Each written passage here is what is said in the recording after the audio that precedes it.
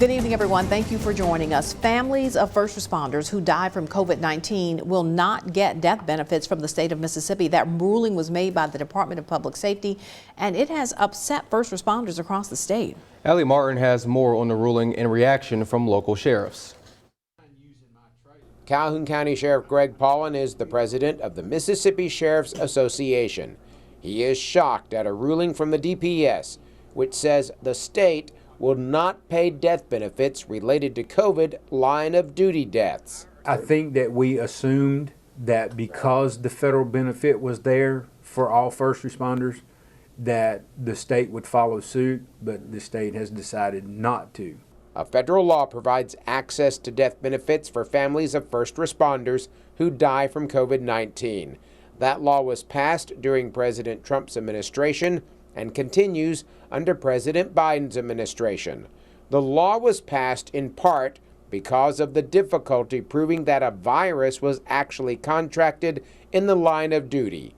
Lee County Sheriff Jim Johnson says the decision by the DPS means even more suffering and hardship for families of first responders who die as a result of COVID. There's always been an understanding and a promise made to law enforcement officers that, you know, because you wear that badge and what you do, there are benefits for your family will be taken care of. And that's part of the reason that a lot of law enforcement officers get into it, because they know the danger, but they are willing to risk that, knowing their family's going to be taken care of. That's who's going to suffer. It's not going to be the officer. Since I've been the president in June, 2 sheriffs have died from COVID, and I think 2 deputies have died from COVID, but there's been about 6 deaths across the state this year in law enforcement from COVID. So it touches every community, it touches the families, it touches the sheriffs, the chiefs, and we're all in this together, and we just need to work together to get this corrected.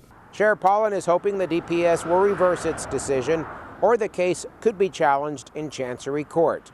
And as president of the Mississippi Sheriff's Association, he's asking first responders to contact their state lawmakers and ask them to take up the issue when they meet in January. In Calhoun County, Allie Martin, WCBI News.